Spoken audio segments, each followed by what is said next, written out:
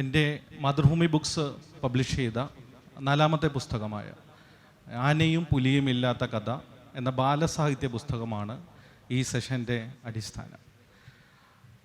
ഞാൻ നോവലുകൾ എഴുതിയിട്ടുണ്ട്, അതോടൊപ്പം തന്നെ ഓട്ടോ ഫിക്ഷൻ എഴുതിയിട്ടുണ്ട്, അതോടൊപ്പം തന്നെ മോട്ടിവേഷണൽ പുസ്തകങ്ങൾ എഴുതിയിട്ടുണ്ട്. അതേസമയം ഒരു ബാലസാഹിത്യ കൃതി എഴുതുന്നത് വളരെ എളുപ്പമായിരിക്കും എന്നാണ് ഞാൻ കരുതിയിരുന്നത്.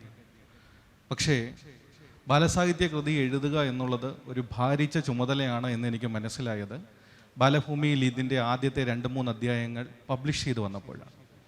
നിങ്ങൾക്കറിയാം, ബാലസാഹിത്യത്തിൻ്റെ ലോകത്തിലുള്ള ട്രെൻഡ് എക്കാലവും ഫാൻറ്റസിയാണ്. പുതിയ കാലത്ത് അത് ഗ്രാഫിക് നോവലിലേക്ക് അല്ലെങ്കിൽ മാങ്കയിലേക്ക് അനിമയിലേക്കൊക്കെ മാറി മാറി വരുന്നുണ്ടെങ്കിലും ബാലസാഹിത്യം എന്നും എക്കാലവും കൊച്ചുകുട്ടികളെ മൂല്യവത്താക്കുക എന്നുള്ള ലക്ഷ്യമാണ് ഉദ്ദേശം വെച്ചിട്ടുള്ളത്. ഈ പുസ്തകം ഇറങ്ങിയപ്പോഴും എനിക്ക് വലിയ പ്രതീക്ഷകളില്ലായിരുന്നു. പക്ഷെ ബാലഭൂമിയിൽ ഇത് സീരിയസ് ആയി അച്ചടിച്ച് വന്നപ്പോൾ വലിയ തോതിൽ എനിക്ക് തോന്നിയൊരു കാര്യം, കുട്ടികളിൽ നിന്ന് നല്ല റെസ്പോൺസ് കിട്ടുന്നുണ്ട്. അപ്പോൾ ആ റെസ്പോൺസാണ് എന്നെ തുടർന്ന് എഴുതാൻ പ്രേരിപ്പിച്ചത്. ഈ അടുത്ത സമയത്ത് ഒരു 2-3 ദിവസങ്ങൾക്ക് മുമ്പ് ഇൻസ്റ്റഗ്രാമിൽ എനിക്ക് കിട്ടിയ ഒരു മെസ്സേജ്, അതൊരു വോയിസ് മെസ്സേജാണ്. എനിക്കൊരു കുട്ടി അയച്ചതാണ്. വിഭ എന്നാണ് ആ കുട്ടിയുടെ ഇൻസ്റ്റഗ്രാം പേര്. കോറോം മുക്കോത്തടം LP സ്കൂൾ വായനാ ദിനത്തിൽ ഈ കുട്ടി ഈ പുസ്തകം അവതരിപ്പിച്ചിട്ട് എനിക്ക് അയച്ച വോയിസ് മെസ്സേജാണ്. ഞാൻ നിങ്ങളെ കേൾപ്പിക്കാം. അതുകൊണ്ടാണ് ഈ പുസ്തകത്തിൽ എനിക്ക് അടുത്ത ബാലസാഹിത്യ പുസ്തകം എഴുതണമെന്നുള്ള ആഗ്രഹം വന്നത്. ഞാൻ സാറിൻ്റെ പുസ്തകം ഞാൻ സാറിൻ്റെ ഫാനാണ്. ഫസ്റ്റ് പറയാം, ബാലഭൂമിന്ന് ആനയും പുലിയല്ലാത്ത കഥ ബാലഭൂമിയിൽ പ്രസിദ്ധീകരിച്ച കുറേ കഥയല്ലേ ഇതിൽ, ആനയും പുലിയല്ലാത്ത കഥയിൽ. അങ്ങനെ അത് കണ്ടേരം ഒരു ബുക്ക് ഇങ്ങനെ വെക്കുന്ന ഒരു ബുക്ക് സ്റ്റാളിൽ നിന്ന് വാങ്ങിച്ചാണ്. ഞാനത് പരിചയപ്പെടുത്തുന്നുണ്ട്. അപ്പോൾ വായനയനം പരിപാടിയിൽ പരിചയപ്പെടുത്തി. എല്ലാവർക്കും ഭയങ്കര ഇഷ്ടമായി. എൻ്റെ ക്ലാസ് പഠിക്കുന്ന എല്ലാവരും സാറിനെ കുറിച്ചൊക്കെ കുറേ ചോദിച്ചു. ഒരു ചെറിയ കുഞ്ഞി 1ഉം 2ഉം പഠിക്കുന്ന ഒരു ചെറിയ കുഞ്ഞുങ്ങളടക്കം പറഞ്ഞു എനിക്ക് ഏലിയൻസിനെയാണ് ഇഷ്ടമായത് എന്ന്. എനിക്ക് വളരെ സന്തോഷമുണ്ട്. സാറിന് മെസ്സേജ് കേൾക്കാൻ പറ്റിയില്ലേ. എനിക്ക് പിന്നെ എല്ലാവർക്കും ഇഷ്ടമായിരുന്നു. നല്ല കഥയാണ് ആനയും പുലിയല്ലാത്ത കഥ. എനിക്ക് വളരെ ഇഷ്ടമാണ്. ഈ കുട്ടിയുടെ സൗണ്ട് കേട്ടിട്ട് എനിക്ക് തോന്നുന്നൊരു 3ാം ക്ലാസ്സിലോ 4ാം ക്ലാസ്സിലോ പഠിക്കുന്ന കുട്ടിയായിരിക്കണം. ഈ കുട്ടി അവരുടെ സ്കൂളിലെ 1ാം ക്ലാസ്സിലും 2ാം ക്ലാസ്സിലും പഠിക്കുന്ന കുട്ടിയോടാണ് ഈ പുസ്തകം ഡിസ്കസ് ചെയ്യുന്നത്. ഇത് കേട്ടിട്ട് എനിക്ക് തോന്നിയത് വായന മരിച്ചു, പുതിയ ജനറേഷൻ വായിക്കുന്നില്ല, കുട്ടികൾ ബാലസാഹിത്യ പുസ്തകങ്ങൾ കൈകൊണ്ട് തൊടുന്നില്ല എന്നൊക്കെയുള്ളത് തെറ്റായ ഒരു ധാരണയാണെന്ന് എനിക്കപ്പോൾ മനസ്സിലായി. അതിലൊരു പ്രധാനപ്പെട്ട കാരണം, ഈ പുസ്തകം യഥാർത്ഥത്തിലൊരു ഓട്ടോ ഫിക്ഷനായി തുടങ്ങി. അതായത് എൻ്റെ ചെറുപ്പകാലത്തിലെ അനുഭവങ്ങൾ വെച്ച്, ഞാൻ സ്കൂളിൽ പഠിച്ച കാലത്ത് ഞാൻ നേരിട്ട ചില പ്രശ്നങ്ങൾ, അധ്യാപകർ എന്നെ കരുതിയ രീതി, ഞാൻ എങ്ങനെയാണ് വായിച്ചു തുടങ്ങിയത്, ഇതൊക്കെ എക്സ്പ്ലെയിൻ ചെയ്ത് വന്നിട്ട് പതുക്കെ ഇത് ഫിക്ഷനിലേക്ക് മാറുകയാണ്. പക്ഷേ ഒരു പുതിയ കാലത്തെ രചനാ സങ്കേതമാണ്. നിങ്ങൾ എത്ര പേര് ജെയിംസ് പർവറേറ്റിൻ്റെ പുസ്തകം വായിച്ചിട്ടുണ്ടെന്ന് എനിക്കറിയില്ല. ഒരുപക്ഷെ നിങ്ങൾ ചെറുപ്പകാലത്ത് ഒരിക്കലെങ്കിലും റോബിൻസൺ ക്രൂസോയോ ഗളിവേഴ്സ് ട്രാവൽസോ അല്ലെങ്കിൽ ലില്ലിപുട്ടുകളുടെ കഥയൊക്കെ നിങ്ങൾ വായിച്ചിട്ടുണ്ടാവും. പക്ഷെ പുതിയ കാലത്ത് വിംബി കിഡ് വായിക്കുന്ന കുട്ടികളും കൂടുതലായിട്ടുണ്ടാവും. ഞാൻ പറഞ്ഞു വന്നത്, ഇപ്പോൾ ലൂയിസ് കാരലിൻ്റെ ആലീസ് ഇൻ വണ്ടർലാൻഡ് എത്ര പേര് വായിച്ചിട്ടുണ്ട്? ആരെങ്കിലും വായിച്ചിട്ടുണ്ട് ലൂയിസ് കാരൽ? ഈ പുസ്തകത്തിലെ ആലീസിനെ എടുത്ത് പുതിയ കാലഘട്ടത്തിൽ ആലീസ് എങ്ങനെയാണ് ഇന്നത്തെ യുദ്ധവും സംഘർഷങ്ങളും ഈ ക്ലൈമറ്റ് ക്രൈസിസും ഒക്കെ നിറഞ്ഞ ഈ ലോകത്തെ കാണുന്നത് എന്നുള്ളത്, അങ്ങനെ ഒരു രചനാ സങ്കേതം അവതരിപ്പിക്കുന്ന ഒരു കാലത്താണ് ബാലസാഹിത്യം ഇപ്പോൾ നിൽക്കുന്നത്. നിങ്ങൾ എത്ര പേര് കണ്ടിട്ടുണ്ട് എന്ന എറിയാട്ടിൻ്റെ സീരീസ് കാണുന്നവരുണ്ടോ എന്ന് എനിക്കറിയത്തില്ല. കണ്ടിട്ടുണ്ടെങ്കിൽ ആ കണ്ടിട്ടുണ്ട് എന്നുള്ളത് അതിൻ്റെ ഏറ്റവും ലേറ്റസ്റ്റ് ഗ്രാഫിക്കൽ വേർഷനാണ്. അപ്പം ഇങ്ങനെ വായനയുടെ മീഡിയം മാറുകയും ബാലസാഹിത്യം മൂല്യവത്തായ, അതായത് നമ്മുടെ ഈസോപ്പ് കഥകളിലൊക്കെ പറയുന്ന മൂല്യങ്ങൾ നിരന്തരം കുട്ടികളിലേക്ക് കൊടുക്കുന്നതിനപ്പുറം കുട്ടികൾക്കൊരു മോട്ടിവേഷൻ കൊടുക്കുക, അവരുടെ ജീവിത ലക്ഷ്യങ്ങളെക്കുറിച്ച് അവരോട് എക്സ്പ്ലെയിൻ ചെയ്യുക, അതിലുപരി അവർ ജീവിക്കുന്ന സമൂഹമായിട്ട് എങ്ങനെ ഇൻട്രാക്ട് ചെയ്യുന്നു എന്നുള്ളതാണ് ഞാൻ ഈ ആനയും പുലിയും കഥയിലേക്ക് കൊണ്ടുവന്നത്. ഇനി ഈ പുസ്തകത്തിന് എന്തുകൊണ്ടാണ് ആനയും പുലിയും ഇല്ലാത്ത കഥ എന്ന് പേരിട്ടത്? അതാണ് എനിക്ക് തോന്നുന്നു നിങ്ങളിൽ നിന്ന് ഉയരാനുള്ള ഒരു പ്രധാനപ്പെട്ട ചോദ്യം. ആനയും പുലിയും ഇല്ലാത്ത കഥ എന്നത് നിങ്ങൾക്കറിയാം, നമ്മൾ കൊച്ചുകുട്ടികൾക്ക് കഥ പറഞ്ഞു തുടങ്ങുമ്പോൾ ഏറ്റവും കൂടുതൽ കഥകൾ പറഞ്ഞു കൊടുക്കുന്നത് ആനയെയും പുലിയെയും കുറിച്ചായിരിക്കും. നമ്മൾ ചെറുപ്പകാലത്ത് ഏതെങ്കിലും രക്ഷിതാവ് സ്വന്തം കുഞ്ഞിന് ആനയെക്കുറിച്ച് കഥ പറയാത്ത, ആനയെക്കുറിച്ച് എക്സ്പ്ലെയിൻ ചെയ്ത് കൊടുക്കാത്ത ഒരു കുട്ടിക്കഥകളും ഉണ്ടാവില്ല. ഞാൻ കണ്ട എല്ലാ ചെറുപ്പകാലത്തിലെ കഥകളിലും മൃഗങ്ങൾ മനുഷ്യരോട് സംസാരിക്കുന്നുണ്ട്. പക്ഷേ എനിക്ക് എല്ലായ്പ്പോഴും അത്ഭുതം തോന്നിയിട്ടുണ്ട്. ഞാൻ ചെറുപ്പകാലത്ത് വികൃതിരാമൻ വായിക്കുമ്പോഴും, അല്ലെങ്കിൽ കൊച്ചുനീലാണ്ടൻ വായിക്കുമ്പോഴും, അതുമല്ലെങ്കിൽ കുടയും കുഞ്ഞു പെങ്ങളും വായിക്കുമ്പോഴും ഒക്കെ എനിക്ക് ഉള്ളിൽ തോന്നിയിട്ടുള്ളതാണ്, ബാലസാഹിത്യം മൃഗങ്ങളോടാണ് ഏറ്റവും കൂടുതൽ ഇൻട്രാക്ട് ചെയ്യുന്നത്. കൊച്ചുകുട്ടിക്ക് ഇപ്പോൾ ഇവിടെ ഉള്ള മോന് വായിക്കുമ്പോൾ, നിങ്ങൾ ചെറുപ്പത്തിൽ വായിക്കുമ്പോൾ ഒരുപക്ഷെ മൃഗങ്ങൾ സംസാരിക്കുന്നത് കേട്ട് വായിക്കുന്നതാണ് നിങ്ങൾ, അല്ലേ? ചെറിയ മാഗസിനുകളിലൊക്കെ. നിങ്ങൾ വളർന്നു വരുമ്പോൾ ഈ മൃഗങ്ങളൊന്നും സംസാരിക്കുന്നില്ല. ഇതൊരു സ്റ്റാർക്ക് അല്ലെങ്കിൽ ഒരു ഡാർക്ക് റിയാലിറ്റിയാണ്. ചെറുപ്പത്തിൽ വായിച്ച പുസ്തകങ്ങളിലെ മൃഗങ്ങൾ വളർന്നു വരുമ്പോൾ സംസാരിക്കുന്നില്ല. ഒരു പ്രത്യേക ഏജ് എത്തുമ്പോൾ ഇവർ മൃഗങ്ങളോട് സംസാരിക്കാൻ അല്ലെങ്കിൽ പ്രകൃതിയോട് സംസാരിക്കാൻ ശ്രമിക്കുമ്പോൾ ഇതൊന്നും റെസ്പോണ്ട് ചെയ്യുന്നില്ല. ഒരുപക്ഷെ നമ്മൾ പറയുന്നു സസ്യങ്ങൾക്ക് ജീവനുണ്ട്, അല്ലെങ്കിൽ ഈ പ്രകൃതിക്ക് അപ്പാടെ ജീവനുണ്ടെന്ന് പറയുന്നെങ്കിലും പ്രകൃതിയോട് സംസാരിക്കുന്ന കുട്ടികളെ, ഈ കഥകൾ വായിച്ചു വരുന്ന കുട്ടികളെ നമ്മൾ പിന്നീട് കാണുന്നില്ല. ഇത് ഇന്ന് കുട്ടികളുടെ സമൂഹം നേരിടുന്ന ഒരു ക്രൈസിസ് മാത്രമല്ല, മുതിർന്നവരുടെ സമൂഹവും നേരിടുന്ന ഒരു ക്രൈസിസാണ്. That means we are not interacting with our environment or the nature. So അങ്ങനെ ഒരു പ്രസക്തമായ തീമാണ് ഈ പുസ്തകത്തിൽ ഉടനീളം ഞാൻ കവർ ചെയ്യാൻ ശ്രമിച്ചിട്ടുള്ളത്. ഇതിലെ ഒരു കുട്ടി, ആ കുട്ടി ഒരു വിദേശത്ത് നിന്ന് ഒരു വെക്കേഷന് വേണ്ടി കേരളത്തിലേക്ക് വരികയാണ്. അയാൾ വളരെ അഡ്വാൻസ്ഡ് ആയിട്ടുള്ള ടെക്നോളജി എല്ലാം അറിയാവുന്ന, കോഡിംഗ് ഒക്കെ അറിയാവുന്ന, പുതിയ കാലത്തെ എല്ലാ സാങ്കേതിക വിദ്യയും പരിചയമുള്ള കുട്ടിയാണ്. ആ കുട്ടി നാട്ടിലേക്ക് വരുമ്പം ആ നാട്ടിലെ അയാൾ വന്ന് എത്തിപ്പെടുന്നത് എന്നെ പോലെയുള്ള ഒരു ക്യാരക്ടറാണ്. ഞാനാണ് അതിലെ ക്യാരക്ടർ. ഞാനൊരു 80s ജനിച്ച വളർന്ന് കേരളത്തിൻ്റെ പല ഭാഗങ്ങളിലെ മാറ്റങ്ങൾ കണ്ടറിഞ്ഞ ഒരാളാണ്.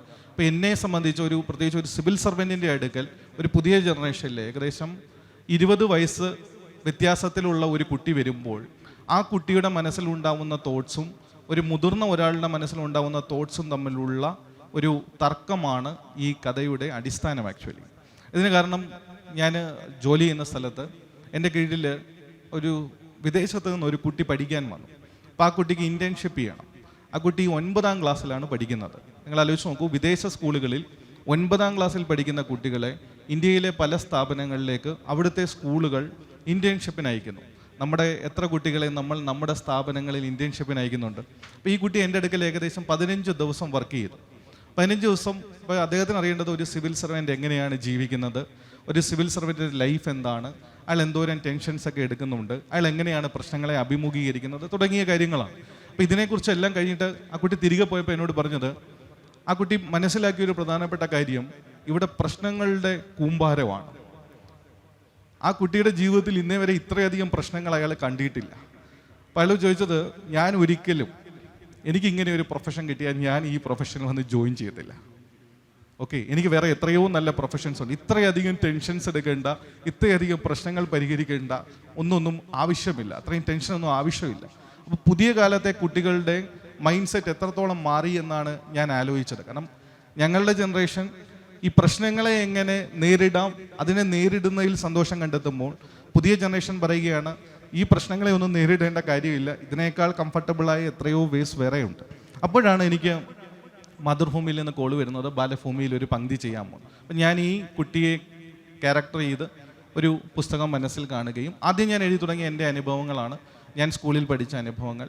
എൻ്റെ ചില ടീച്ചേഴ്സ്, പ്രത്യേകിച്ച് ഞാൻ മാത്സിൽ ഭയങ്കര മണ്ടനായിരുന്നു. അപ്പോൾ എന്നോട് എൻ്റെ മാത്സ് മോശമാവാൻ കാരണം എൻ്റെ കണക്കധ്യാപകനാണ്. അത് അന്നും ഇന്നും ഞാൻ വളരെ സത്യസന്ധതയോടുകൂടി പറയും. കാരണം എനിക്ക് മാത്സ് എന്ന് പറയുന്ന വിഷയം എങ്ങനെ പഠിക്കണമെന്നറിയില്ലായിരുന്നു. അതെന്നെ പഠിപ്പിച്ചു തരാൻ എൻ്റെ കണക്കധ്യാപകന് കഴിഞ്ഞില്ല. അതിന് പ്രധാനപ്പെട്ട കാരണം എൻ്റെ ക്ലാസ്സിലെ എൻ്റെ ഒരു സഹപാഠിയായ ഒരു കുട്ടി കണക്കിൽ വളരെ മിടുക്കിയായിരുന്നു. അപ്പോൾ എല്ലാ ചോദ്യങ്ങൾക്കും ഇവിടെ ഉത്തരം പറയും. അപ്പോൾ കണക്കധ്യാപകൻ വിചാരിക്കുന്നത് ക്ലാസ്സിലെ എല്ലാവർക്കും ഇതിൻ്റെ ഉത്തരം അറിയാമെന്നാണ്. അപ്പം നമ്മൾ അപ്പം അദ്ദേഹം എല്ലാവരുടെയും സെറ്റ് ചെയ്ത് വെച്ചിരിക്കുകയാണ്, ഇവൾക്കറിയാമെങ്കിൽ ബാക്കിയുള്ളവർക്കെല്ലാം അറിയണം, നമുക്കൊന്നും അറിയില്ല. അപ്പം നമ്മളിങ്ങനെ ഓരോ ഫ്രണ്ട് ബെഞ്ചിൽ നിന്ന് അവസാന ബെഞ്ചുകളിലേക്ക് ഇങ്ങനെ മാറി മാറി പോയിക്കൊണ്ടിരിക്കുന്നു, അവഗണിക്കപ്പെടുന്നു, ഉത്തരം അറിയില്ലെങ്കിൽ അടി കിട്ടുന്നു. അപ്പോൾ മാത്സ് അധ്യാപകനെ കാണുമ്പോൾ നമുക്ക് ഭയം വരുന്നു. ഇവളാണെങ്കിൽ ക്ലാസ്സിലെ ഏറ്റവും ടോപ്പർ. അപ്പോൾ അവൾ നമ്മളുടെ എല്ലാം പേരെഴുതി സാറിന് കൊടുക്കുന്നു, നമ്മൾക്ക് അടി തരുന്നു. അവൾ സാറിൻ്റെ ഡസ്റ്റർ, ചോക്ക്, വടി ഇതൊക്കെ കയ്യിൽ വെക്കുന്ന പ്രിവിലേജ് ഉള്ള കുട്ടിയാണ്. നമുക്കൊരു പ്രിവിലേജും ഇല്ലാത്ത ലാസ്റ്റ് ബെഞ്ചുകാരാണ്. നമ്മളവിടെ നിന്ന് പ്ലെയിൻ ഉണ്ടാക്കി പറത്തുന്നു, റബ്ബർ ബാൻഡ് കയ്യിൽ വെച്ച് അടിക്കുന്നു, അങ്ങോട്ടും ഇങ്ങോട്ടും ബഹളം ഉണ്ടാക്കുന്നു. എൻ്റെ തൊട്ടടുത്തിരുന്ന 2 പേരും ഞാൻ പലയിടത്തും പറഞ്ഞിട്ടുണ്ട്, എൻ്റെ റൈറ്റിലിരുന്നൊരു ഷിബു ഉണ്ട്, എൻ്റെ ലെഫ്റ്റിലിരുന്ന ഒരു രാജേഷുണ്ട്. ഈ ഷിബുവും രാജേഷും അക്കാലത്തെ നല്ല മണ്ടന്മാരാണ്. നമ്മളുടെ ട്രഡീഷണൽ ലാംഗ്വേജ് പറഞ്ഞാൽ മരമണ്ടന്മാരെന്നൊക്കെ നമ്മൾ വിശേഷിപ്പിക്കുന്നവരാണ്. ഇവർ 2 പേരും യഥാർത്ഥത്തിൽ ക്ലാസ്സിൽ പഠിക്കില്ലെങ്കിലും എനിക്ക് ഇവരെ കൊണ്ടൊരു വലിയ പ്രയോജനമുണ്ട്.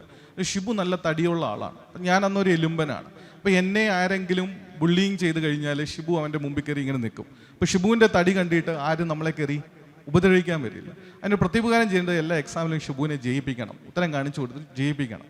അപ്പം ഞങ്ങളിങ്ങനെ 3 പേരും കൂടി ഇങ്ങനെ ഒരു കൂട്ട് കമ്പനിയായിട്ട് കിട്ടുന്ന ഉത്തരങ്ങൾ അങ്ങോട്ടും ഇങ്ങോട്ടൊക്കെ പറഞ്ഞു കൊടുത്ത് വളരെ ഹാപ്പി ആയിട്ട് ജീവിക്കുകയായിരുന്നു. അപ്പോൾ ഒരു ദിവസം എൻ്റെ മലയാളം ടീച്ചർ എന്നെ കൊണ്ടൊരു ഉപന്യാസം എഴുതിപ്പിച്ചു. അപ്പോൾ ഉപന്യാസത്തിൻ്റെ വിഷയം പരിസ്ഥിതി മലിനീകരണം. അപ്പം ഞാൻ ഈ പരിസ്ഥിതി മലിനീകരണത്തെക്കുറിച്ച് ഉപന്യാസം എഴുതിയപ്പം എൻ്റെ ടീച്ചർ ഇത് വായിച്ചു നോക്കിയിട്ട് ടീച്ചർ അത്ര കാലം കഴിഞ്ഞിട്ടുള്ള ബെസ്റ്റ് എസ്സേ ആ 1ാം ബെഞ്ചിലിരുന്ന ടോപ്പറായിട്ടുള്ള പെൺകുട്ടിയുടേതാണ്. അപ്പോൾ ടീച്ചർക്ക് അത്ഭുതമായി, ഇവൻ ഇത് എങ്ങനെ എഴുതും? അപ്പോൾ ടീച്ചർ ആദ്യം ചെയ്തത് ലെഫ്റ്റിലും റൈറ്റിലും ഇരുന്ന ഷിബുവിൻ്റെയും രാജേഷിൻ്റെയും ബുക്ക് നോക്കി. ഞാൻ സത്യസന്ധമായിട്ട് പറയുകയാണ്, ഞാൻ എൻ്റെ ജീവിതത്തിൽ ഇന്നേ വരെ ഇത്രയധികം നാണക്കേട് നേരിട്ടിട്ടില്ല. കാരണം എൻ്റെ പേപ്പർ നോക്കി കോപ്പി അടിക്കുന്ന 2 അവന്മാരുടെ പേപ്പർ നോക്കിയിട്ട് ടീച്ചർ പറയുകയാണ് ഇവൻ അവരുടെ കോപ്പി അടിച്ചതാണ്. എന്നിട്ട് എന്നെ എഴുന്നേപ്പിച്ച് നിർത്തി. അപ്പോൾ ടീച്ചർ ചോദിച്ചു, എടാ ഇത് നീ തന്നെയാണോ എഴുതിയത്? ഞാൻ പറഞ്ഞു, ടീച്ചർ ഞാൻ തന്നെയാണ് എഴുതിയത്. അപ്പോൾ ടീച്ചർ പറഞ്ഞു, അങ്ങനെ ഞാൻ നിങ്ങൾക്ക് വേറൊരു സബ്ജക്റ്റ് തരാം. അങ്ങനെ ടീച്ചർ എനിക്ക് വേറൊരു സബ്ജക്റ്റ് തന്നു, പ്ലാസ്റ്റിക് പ്രകൃതിയുടെ ശത്രു. ഞാൻ അതിനെക്കുറിച്ച് 4-5 സെൻറ്റൻസ് എഴുതി. ഈ 4-5 സെൻറ്റൻസ് എഴുതിയപ്പോഴാണ് ടീച്ചർ ഇത് വായിച്ചു നോക്കിയപ്പോഴാണ് ടീച്ചർക്ക് മനസ്സിലാകുന്നത് ഇവന് ബുദ്ധിയുണ്ട്. അങ്ങനെ ടീച്ചർ എന്നെ 1ാം ബെഞ്ചിലേക്ക് കൊണ്ടുവരുന്നു. എവിടെ? ഇവളുടെ നേരെ എതിർവശത്ത്. അന്ന് ആൺകുട്ടികൾ ഒരു സൈഡിലും പെൺകുട്ടികൾ ഒരു സൈഡിലുമാണ്. ഈ മിക്സഡ് സിസ്റ്റമോ റൊട്ടേഷൻ സിസ്റ്റമോ ഒന്നും ഇല്ലാത്ത കാലമാണ്. 1ാം ബെഞ്ചിൽ ഇരുന്ന് ഞാൻ കൊണ്ട അടിയുടെ അത്രയും എനിക്കൊന്നും ആരും കൊണ്ടിട്ടില്ല. 1ാം ബെഞ്ചിൽ ഇരിക്കുന്നവർ ശരിക്കും രക്തസാക്ഷികളാണ്. കാരണം എല്ലാ ചോദ്യങ്ങളും നേരിടണം, എല്ലാ ചോദ്യങ്ങൾക്കും ഉത്തരം പറയണം. മാത്സിനാണെങ്കിൽ ഞാൻ എല്ലാ ക്ലാസ്സിലും ഇങ്ങനെ തോറ്റ് വരികയാണ്. എനിക്ക് 1ാം ബെഞ്ചിൽ ഇരിക്കാൻ യാതൊരു താല്പര്യവുമില്ല. പക്ഷേ ടീച്ചർ ഓൾറെഡി ഡിസൈഡ് ചെയ്തു ഞാനിത് എഴുതിയത് കൊണ്ട് ഞാൻ മിടുക്കനാണ്. പക്ഷേ ഞാൻ ഇന്ന് മനസ്സിലാക്കുന്നത്, എനിക്ക് പിന്നീട് സിവിൽ സർവീസൊക്കെ കിട്ടിയെങ്കിലും നിങ്ങൾ ദയവായിട്ട് ഷിബുവും രാജേഷും എവിടെയാണെന്ന് ചോദിക്കരുത്. അത് ഓർക്കുമ്പോൾ എനിക്ക് കരച്ചിൽ വരും. കാരണം ഷിബു ഇപ്പം UK ഷിബു കഴിഞ്ഞ മാസം 2.5 കോടി രൂപയുടെ ഒരു അപ്പാർട്ട്മെൻറ്റ് മേടിച്ചു. ഞാനാണെങ്കിൽ ഹൗസിംഗ് ലോൺ എടുത്ത് ഇപ്പോൾ ഒരു ഫ്ലാറ്റ് മേടിച്ചതേ ഉള്ളൂ. ഹൗസിംഗ് ലോൺ തീർന്നിട്ടില്ല, തുടങ്ങിയിട്ടേ ഉള്ളൂ. You see the difference. അതേസമയം രാജേഷ് ഇപ്പോൾ ഏകദേശം 7.5 കോടി വിറ്റ് വരവുള്ള ഒരു IT കമ്പനിയുടെ ഹെഡാണ്. എൻ്റെ പേപ്പർ കോപ്പി അടിച്ച 2 പേരുടെ കാര്യമാണ് ഞാൻ ഈ പറയുന്നത്. അപ്പോൾ എനിക്ക് എൻ്റെ കണക്കധ്യാപകനോട് സ്വാഭാവികമായിട്ടും ദേഷ്യം ഉണ്ടാവും. കാരണം ഞാൻ എൻ്റെ സിവിൽ സർവീസിൻ്റെ റിസൾട്ട് വന്നപ്പോൾ ആദ്യം വിളിച്ചു പറഞ്ഞത് എൻ്റെ എതിർവശത്തിരുന്ന കുട്ടിയാണ്. അവളിപ്പോഴും രക്ഷപ്പെട്ടിട്ടില്ല, അവളിപ്പോഴും വീട്ടമ്മയായിട്ട് കഴിയുന്നു. എനിക്ക് വളരെ സന്തോഷമുണ്ട്. കാരണം എല്ലാ കാലത്തും ഞാൻ 6ാം ക്ലാസ് പരീക്ഷ എഴുതാൻ പോകുമ്പോഴും LSSൻ്റെയും USSൻ്റെയും സ്കോളർഷിപ്പൊക്കെ എഴുതാൻ പോകുമ്പോഴും എല്ലാ കാലത്തും ശത്രു ഇവളാണ്. കാരണം മാത്സ് മാത്രമാണ് അവളുടെ ടോപ്പ് സബ്ജക്റ്റ്. അതേസമയം അവൾ മലയാളത്തിൽ വീക്കാണ്, സോഷ്യൽ സയൻസിൽ വീക്കാണ്. അതൊന്നും ടീച്ചർമാർക്ക് യാതൊരു പ്രശ്നവും ഇല്ല. ടീച്ചർക്ക് മാത്സിൽ ആരാണോ ബെസ്റ്റ് അവരാണ് എല്ലാ കാലത്തും ബെസ്റ്റായിട്ടുള്ള കുട്ടികൾ എന്നുള്ള ധാരണയിലാണ് ടീച്ചർമാരെ ഞങ്ങളുടെ ക്ലാസ് ഇങ്ങനെ നടത്തിക്കൊണ്ട് പോയിരുന്നത്. എനിക്കിപ്പോഴും ഉദാഹരണമായിട്ട് പറയാനുള്ള കാര്യം, ഞാൻ ഈ പുസ്തകത്തിൽ തന്നെ അത് പറയുന്നുണ്ട്. ഇൻഡയറക്ട്ലി ഒരു കഥാപാത്രത്തിലൂടെയാണ് പറയുന്നതെങ്കിലും 8ാം ക്ലാസ്സിൽ വെച്ചിട്ട് ടീച്ചർ എന്നെ ബയോളജി പഠിപ്പിക്കുകയാണ്. അപ്പോൾ ടീച്ചർ ഇങ്ങനെ അന്തരീക്ഷത്തിലെ പല വാതകങ്ങളെക്കുറിച്ച് പഠിപ്പിക്കുന്നു. ഞാനിങ്ങനെ പല വാതകങ്ങൾ ഇങ്ങനെ കേൾക്കുന്നു. നമ്മുടെ അന്തരീക്ഷത്തിൽ ആർഗണുണ്ട്, ഹീലിയം ഉണ്ട്, പിന്നെ വേറെ എന്തൊക്കെയുണ്ട്? ഓക്സിജൻ ഉണ്ട്, ഹൈഡ്രജൻ ഉണ്ട്, കാർബൺ മോണോക്സൈഡ്, ഏതുണ്ട്? നൈട്രജൻ ഉണ്ട്. ഓക്കെ. അപ്പം ഞാൻ ഇതെല്ലാം ടീച്ചർ ഇങ്ങനെ എക്സ്പ്ലെയിൻ ചെയ്ത് കഴിഞ്ഞിട്ട് ടീച്ചർ ഇങ്ങനെ നമ്മുടെ ശ്വാസകോശം എങ്ങനെയാണ് വർക്ക് ചെയ്യുന്നത്, നമ്മൾ എങ്ങനെയാണ് വായു ഉള്ളിലേക്ക് എടുക്കുന്നത്, പുറത്തേക്ക് കളയുന്നതിനെ കുറിച്ചൊക്കെ പറയും. അപ്പം ഞാൻ ടീച്ചർ ഒരു ഡൗട്ട്. അപ്പോൾ ടീച്ചറെ എന്നോട് പറഞ്ഞാൽ യു ആസ്ക്. അപ്പം ഈ ക്ലാസ്സിൽ സംശയം ചോദിക്കാന്ന് പറഞ്ഞാൽ ടീച്ചർക്ക് തന്നെ ഒരു അഭിമാനമാണ്. എൻ്റെ ക്ലാസ്സിൽ മനസ്സിലാക്കി വരുത്തനാണല്ലോ സംശയം ചോദിക്കുന്നത്. അപ്പം ഞാൻ എഴുതിയിട്ട് ടീച്ചർ ചോദിച്ചു, ടീച്ചർ നമ്മുടെ ഈ ശ്വാസകോശത്തിന് എങ്ങനെയാണ് നമ്മൾ ഉള്ളിലേക്ക് എടുക്കുന്നത് ഓക്സിജനും പുറത്തേക്ക് കളയുന്നത് കാർബൺ ഡൈ ഓക്സൈഡുമാണെന്ന് മനസ്സിലാവുക? ടീച്ചർ പറഞ്ഞു, യു ഗെറ്റ് ഔട്ട്.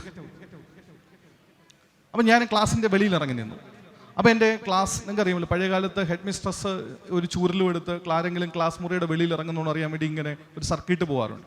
അപ്പോൾ എൻ്റെ ഹെഡ് മിസ്ട്രസ് ഇങ്ങനെ ചൂരലും എടുത്ത് സർക്കിട്ടായിട്ട് ഇങ്ങനെ വന്നപ്പം എന്നോട് ചോദിച്ചു, നീ എന്താ വെളിയിൽ നിൽക്കുന്നതെന്ന് ചോദിച്ചു. അപ്പം ഞാൻ ക്ലാസ്സിലെ ഒരു ഫ്രണ്ട് ബെഞ്ചിലിരിക്കുന്ന തരക്കേടില്ലാതെ മലയാളത്തിന് നല്ല മാർക്ക് മേടിക്കുന്ന, സോഷ്യൽ സയൻസിന് നല്ല മാർക്ക് മേടിക്കുന്ന, അതേസമയം മാത്സിന് നിരന്തരം തോൽക്കുന്ന, ഹിന്ദിയിൽ നിരന്തരം തോൽക്കുന്ന, ഇംഗ്ലീഷ് ഒരു വിധത്തിൽ പഠിക്കുന്ന ഒരു സ്റ്റുഡൻ്റാണ്. അപ്പോൾ ടീച്ചർ ചോദിച്ചു നീ എന്താ വെളിയിരിക്കുന്നത്? അപ്പോൾ ഞാൻ ടീച്ചർ ഞാൻ ഒരു സംശയം ചോദിച്ചു. അപ്പോൾ ഹെഡ് മിസ്ട്രസിന് ആവേശമായി. ഇവൻ്റെ സംശയം ടീച്ചർക്ക് പറയാൻ പറ്റിയില്ല, അപ്പോൾ എനിക്ക് ആൻസർ ചെയ്യണം, ഹെഡ് മിസ്ട്രസിന് ആൻസർ ചെയ്യണം.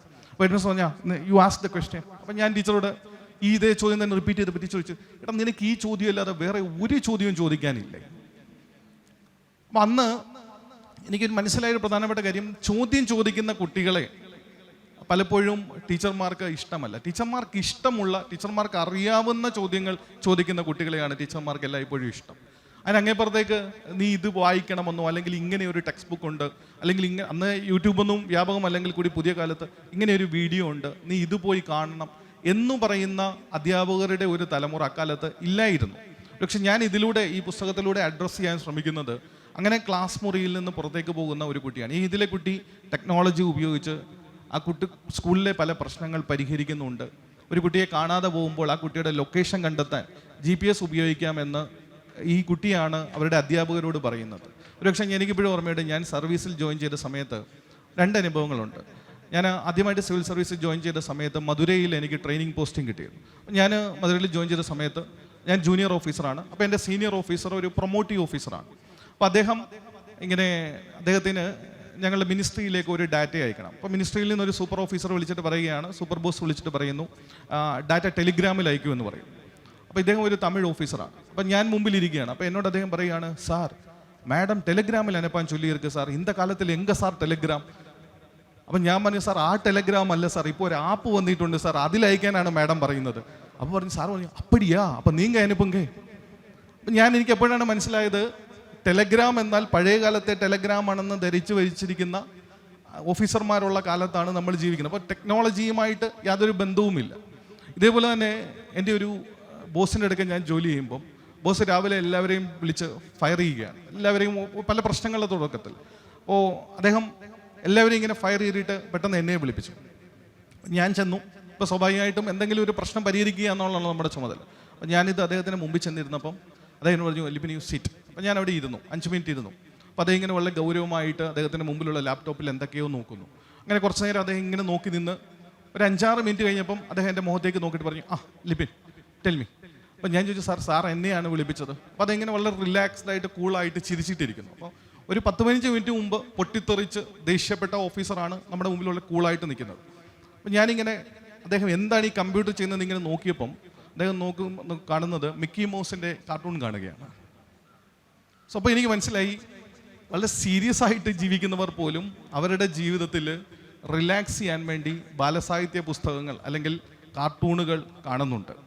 അപ്പം അത് മുതിർന്നവരുടെ ഉള്ളിലും ഒരു കുട്ടിയുണ്ട് എന്നുള്ള ഒരു തോന്നലിനെ അടിസ്ഥാനമാക്കിയാണ് ഞാൻ ഈ പുസ്തകം എഴുതിയത്. ഈ പുസ്തകത്തിൻ്റെ ഏറ്റവും അവസാനം ആക്ച്വലി ഇത് ആ കുട്ടി പറഞ്ഞതുപോലെ 1-ാം ക്ലാസ്സിലും 2-ാം ക്ലാസ്സിലും പഠിക്കുന്ന കുട്ടി ഏലിയൻസിനെ കുറിച്ച് ഈ പുസ്തകത്തിൽ ഞാൻ ഡിസ്കസ് ചെയ്യുന്നുണ്ട്. അതായത് ഈ കുട്ടി വന്നിറങ്ങിയ കുട്ടി ഒരു ഏലിയൻസ് ആണോ എന്ന് അതിലെ ഓഫീസർക്ക് സംശയം തോന്നുന്നിടത്താണ് ഈ പുസ്തകത്തിൻ്റെ ഒരു ട്വിസ്റ്റ്. പക്ഷേ ഇതിൻ്റെ എൻഡിൽ അത് ഒരു സ്പോയിലറാണ്, but try to read the book. Then എനിക്ക് മനസ്സിലായൊരു പ്രധാനപ്പെട്ട കാര്യം, നമ്മൾ ഏലിയൻസിനെ കുറിച്ച് പറയുമ്പോഴും ഒക്കെ കുട്ടികൾ നമ്മൾ വിചാരിക്കും ഇത് നമ്മളുമായിട്ട് യാതൊരു ബന്ധവുമില്ലാത്തതാണ്. കുട്ടികളും ഫാൻറ്റസിയിൽ ജീവിക്കാൻ ആഗ്രഹിക്കുന്നുണ്ട് എന്നുള്ളതാണ്. കാരണം നിങ്ങൾക്കറിയാമല്ലോ, നിങ്ങൾക്ക് നിങ്ങളുടെ ലൈഫിലെ നിത്യ പ്രശ്നങ്ങളിൽ നിന്ന് മാറി ഒരു അരമണിക്കൂർ അല്ലെങ്കിൽ 1 മണിക്കൂർ ഫാൻറ്റസി നിറഞ്ഞ ഒരു ലോകത്ത് പോയിരിക്കാൻ വളരെ ആഗ്രഹമുണ്ട്. അതൊരു പക്ഷേ നിങ്ങൾ അഭയം തരുന്നത് സിനിമയിലായിരിക്കാം, OTT-യിലായിരിക്കാം, യൂട്യൂബിലായിരിക്കാം, അതുമല്ലെങ്കിൽ സാഹിത്യ ചർച്ചകളിലായിരിക്കാം, വായനയിലായിരിക്കാം. കുട്ടികളും അത് ആഗ്രഹിക്കുന്നുണ്ട്. അവരുടെ സ്ട്രെസ്ഫുള്ളായ ഇന്നത്തെ സ്ട്രെസ് ലെവൽ കുട്ടികൾ കൂടിയിട്ടുണ്ട്.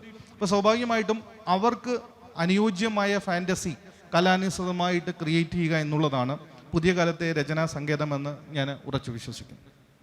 So I think now it's open to all. You can ask some questions, then I will try to answer it. Sir 2 കാര്യങ്ങളാണ് ചോദിക്കാനുള്ളത്.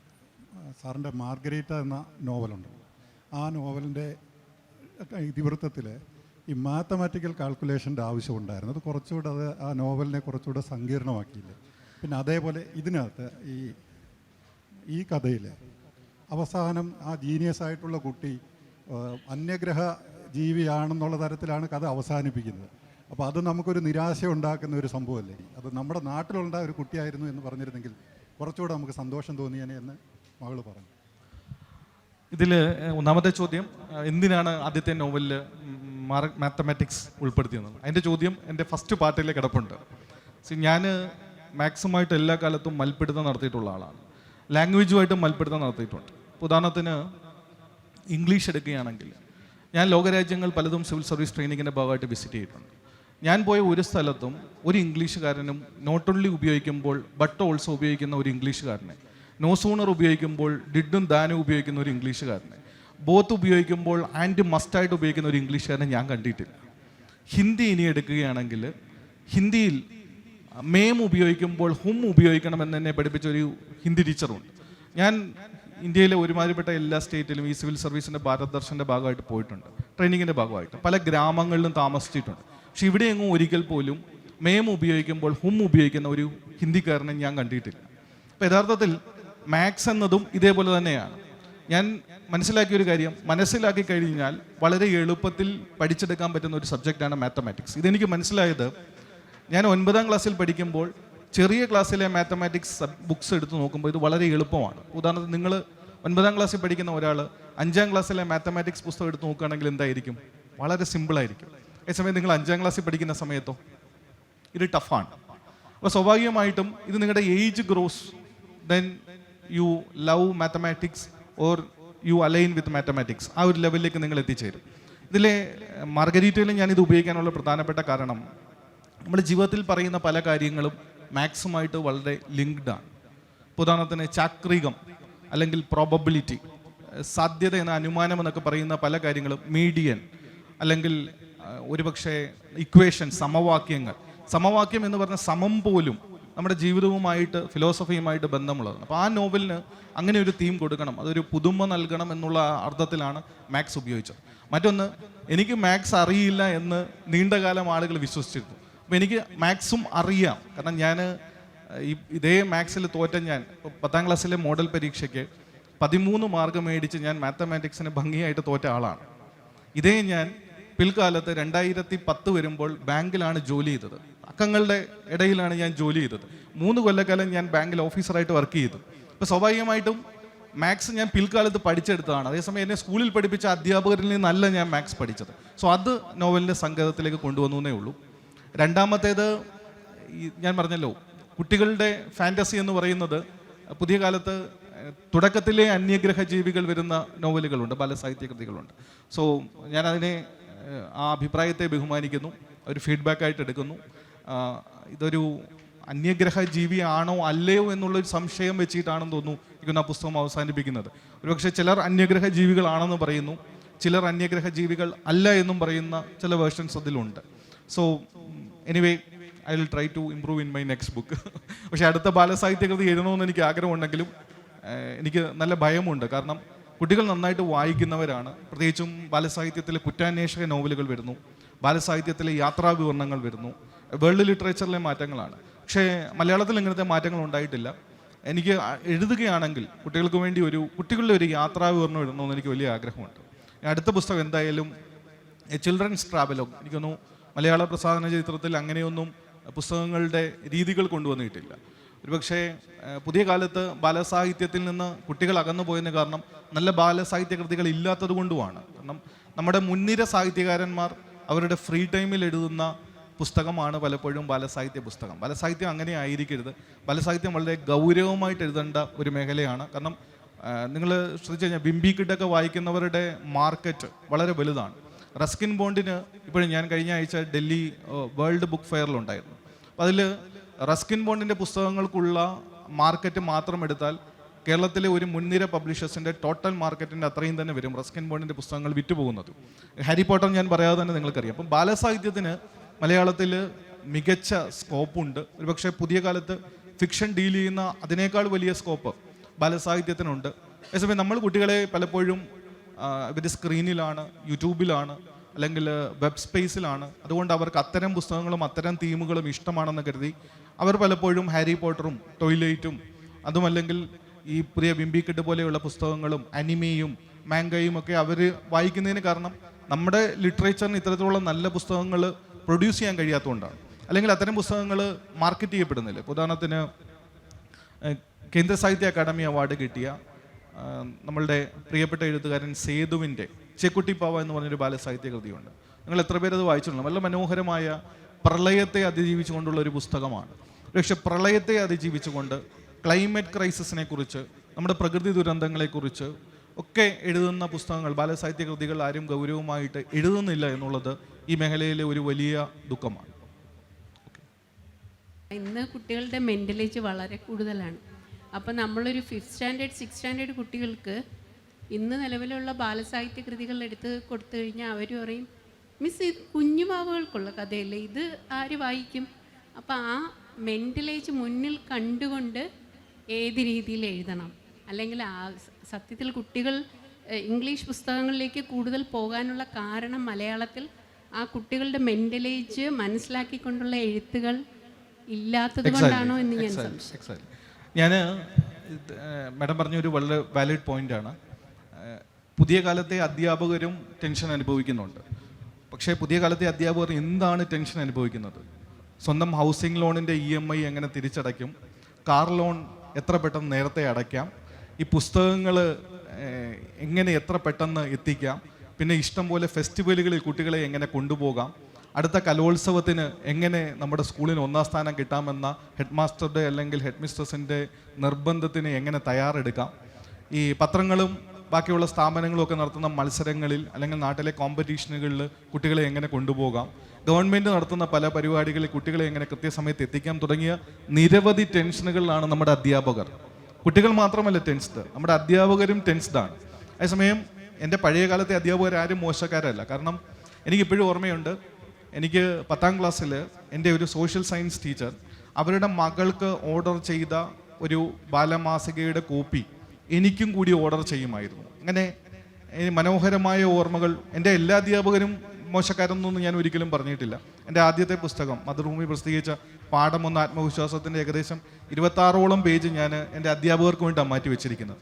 എന്നെ ആദ്യമായിട്ട് എഴുത്തിലേക്ക് കൊണ്ടുവന്ന ഒരു അധ്യാപികയാണ്. ഞാനൊരു വെക്കേഷൻ കഴിഞ്ഞ് സ്കൂളിൽ ചെന്നപ്പോൾ എൻ്റെ ടീച്ചർ എന്നോട് ചോദിച്ചു, ലിബിനെ നീ എന്താ വായിച്ചത്? അപ്പം ഞാൻ പറഞ്ഞു, ഞാൻ സതീഷ് കച്ചേരിക്കടവിൻ്റെ കടൽക്കാക്കുകളാണ് വായിച്ചത്. ഏറ്റുമാനൂർ ശിവകുമാറിൻ്റെ ശിവോഹം എന്ന് പറഞ്ഞ മാന്ത്രിക നോവലാണ് വായിച്ചത്. അപ്പോൾ എന്നോട് ടീച്ചർ പറഞ്ഞു, എടാ ഇതൊന്നുമല്ല ലിറ്ററേച്ചർ, നീ MT വാസുദേവൻ നായരുടെയോ അല്ലെങ്കിൽ OV വിജയൻ്റെയോ അതുമല്ലെങ്കിൽ ബഷീറിൻ്റെയോ പുസ്തകങ്ങൾ വായിക്കും. അപ്പം അക്കാലത്ത് നമുക്ക് വീട്ടിൽ നിന്ന് ആരും പറഞ്ഞു തരാനില്ല. വീട്ടിൽ കിടക്കുന്ന എല്ലാ മാഗസിനുകളും നമ്മളെടുത്ത് വായിക്കും. അപ്പോൾ വീട്ടിൽ വരുന്ന മനോരമ ആഴ്ചപ്പതിപ്പ്, മംഗള ആഴ്ചപ്പതിപ്പെങ്കിൽ അതാണ് നമ്മൾ വായിക്കുക. അന്ന് ഇങ്ങനെയുള്ള ബാലപ്രസിദ്ധീകരണങ്ങൾ വായിക്കണമെന്നോ അല്ലെങ്കിൽ ഇങ്ങനെയുള്ള പുസ്തകങ്ങൾ വായിക്കണമെന്നോ ആദ്യം പറഞ്ഞു തരുന്നത് ടീച്ചേഴ്സാണ്. എൻ്റെ മലയാളം ടീച്ചറാണ്. അതുകൊണ്ട് എനിക്ക് ആ ടീച്ചറിൻ്റെ എന്നും കടപ്പാടുണ്ട്. സോഷ്യൽ സയൻസ് ടീച്ചർ, ആ ടീച്ചറാണ് ഞാൻ പറഞ്ഞതുപോലെ, ആ ടീച്ചർ എൻ്റെ പേപ്പർ നോക്കാതെ എനിക്ക് മാർക്ക് ഇടും. കാരണം ആ ടീച്ചർ കോൺഫിഡൻ്റ് ആണ്, ഇവനെല്ലാം എഴുതുമെന്നുള്ളത് കോൺഫിഡൻ്റ് ആയിരുന്ന ഒരു അധ്യാപികയായിരുന്നു. അപ്പോൾ ആ അധ്യാപിക നമുക്ക് നൽകുന്ന ഒരു വലിയ കോൺഫിഡൻസ് ഉണ്ട്. അതേസമയം to every action there is an equal and opposite reaction. അതിൽ 2 അങ്ങോട്ടുമായാൽ അല്ലെങ്കിൽ ആക്ഷൻ ഇങ്ങോട്ട് മാറിയാൽ എന്നെ അടിക്കുന്ന അധ്യാപകരും ഉണ്ടായിരുന്നു. കാരണം കാണാതെ പഠിച്ച്, എല്ലാം കാണാതെ, തുടക്കം തൊട്ട് അവസാനം വരെ കാണാതെ പഠിച്ചിട്ട് ഇടയ്ക്ക് വെച്ചിട്ട് എനിക്കിപ്പോഴും ഓർമ്മയുണ്ട്, ഞാൻ സോഷ്യൽ സ്റ്റഡീസിൻ്റെ ഒരു essay കാണാതെ പഠിച്ചിട്ട് പോയി, ഇൻഡസ് വാലി സിവിലൈസേഷൻ. അത് മുഴുവൻ അതേപടി പറഞ്ഞു. അപ്പം ഞാൻ എൻ്റെ ഇടയ്ക്ക് പറഞ്ഞു, ചിത്രം 1-ന്റെ 3 നോക്കുക, അതിൽ സിന്ധു നദീതടത്തിലെ പല ഭാഗങ്ങൾ കാണാം. അപ്പം ടീച്ചർ പറഞ്ഞു, എടാ ഇതൊന്നും പഠിക്കേണ്ട കാര്യമില്ല. അപ്പം നമുക്ക് അക്കാലത്ത് എന്തു പഠിക്കണം എന്തു പഠിക്കേണ്ട എന്നറിയാത്ത കാലത്ത് നിന്ന് എന്ത് പഠിക്കണമെന്ന് പഠിപ്പിച്ചെന്ന് നമ്മുടെ ടീച്ചേഴ്സാണ്. സോ ഞാൻ എൻ്റെ മാത്സ് അധ്യാപകനെ കുറിച്ച് മാത്രമേ പറഞ്ഞുള്ളൂ, കാരണം അതെൻ്റെ ഒരു മുറിവായിട്ട് അക്കാലത്ത് ഉള്ളിൽ കിടന്നതുകൊണ്ടാണ്. മാഡം ചോദിച്ചൊരു പ്രധാനപ്പെട്ട കാര്യം ശരിയാണ്.